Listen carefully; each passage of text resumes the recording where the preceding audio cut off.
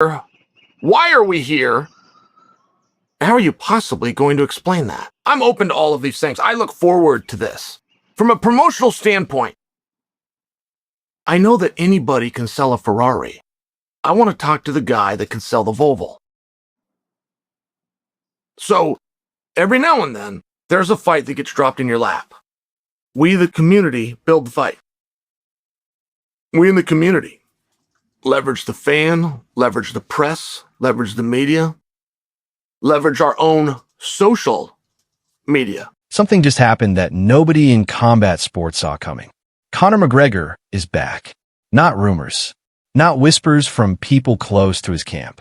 An official, locked-in, signed-on-the-dotted line return. And the man standing across from him in that octagon is going to surprise you. Let's talk about this. McGregor versus Max Holloway. Welterweight. July 11th. T-Mobile Arena in Las Vegas. UFC 329. International Fight Week. That is the headline.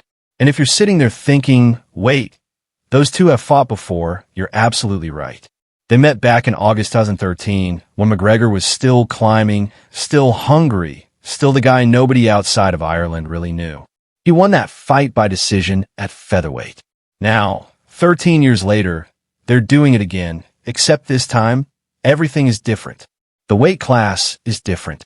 The stakes are different. The version of both men is completely different. And honestly, the story writes itself. But before we get into what this fight means, we need to talk about how we even got here. Because this comeback did not happen in a straight line.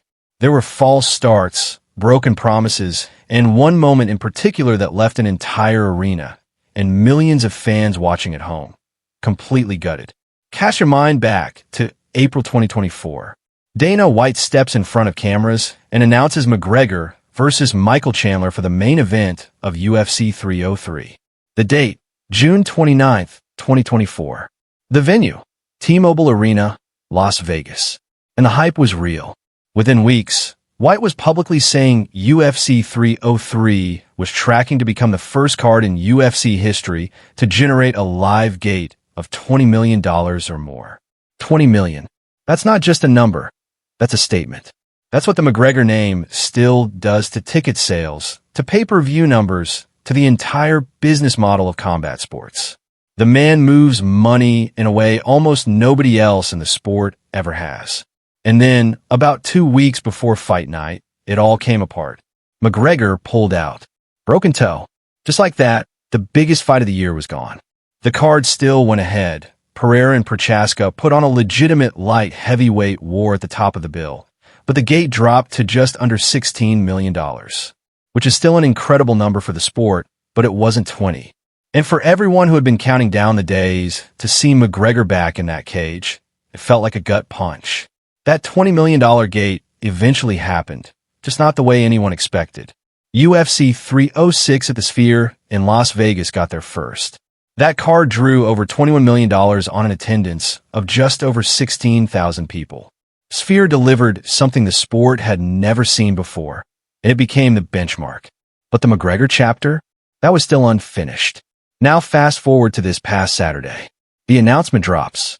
McGregor is back, and the opponent isn't who most people predicted. It's Holloway. Max Holloway, who has spent the last few years quietly building one of the best resumes in the entire sport. A former featherweight champion, the BMF title holder, a guy who has fought 8 times in the same window that McGregor hasn't fought once.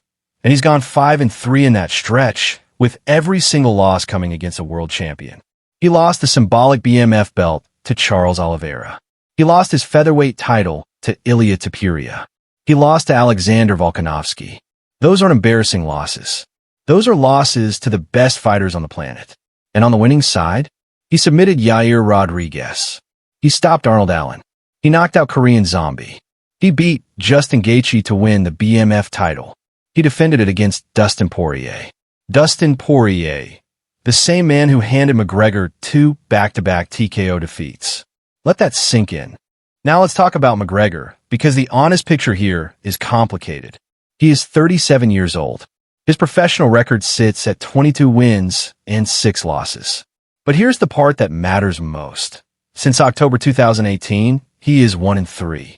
1 win, 3 losses.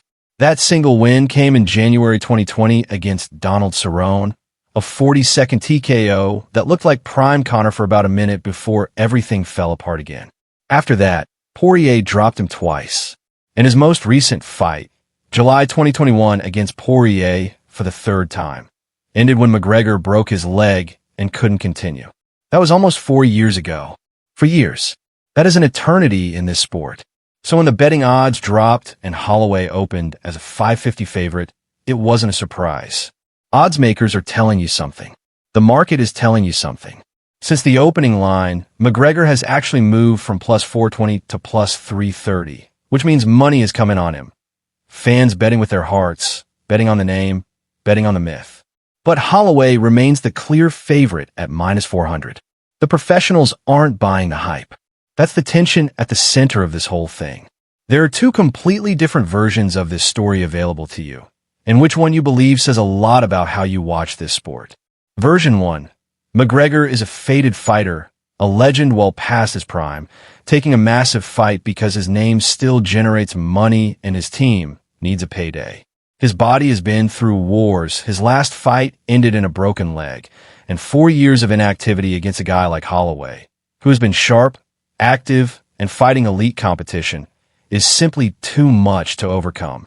Holloway wins, maybe stops him, and the McGregor era ends not with a championship, but with a loss that feels inevitable.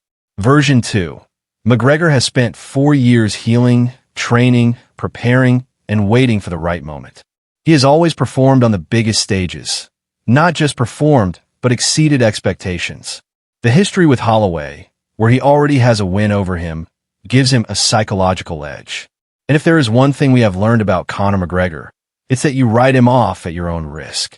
Ticket prices for UFC 329 haven't been announced yet, but they're coming. And when they do, expect them to move fast. International Fight Week in Las Vegas with McGregor headlining is the kind of event that sells out before most people have decided whether they're going. The gate record set by UFC 306 may or may not be in play, but this card will do serious numbers. That much is not in doubt. The question that matters, the one that will be answered on July 11th, is simpler and more fundamental than any of the business conversation. Can Conor McGregor still do it? At 37, after 4 years away, after everything his body has been through, can he walk into that cage against a fighter as sharp and dangerous as Max Holloway, a former champion, a proven elite warrior, and win? We don't know yet. That's the whole point. That's why people will watch. That's why this card will sell out. That's why this is the fight everyone is talking about this week. July 11th, Las Vegas. McGregor versus Holloway, again. One of them walks out of that cage looking like they proved everyone wrong. The other doesn't. We'll see which one.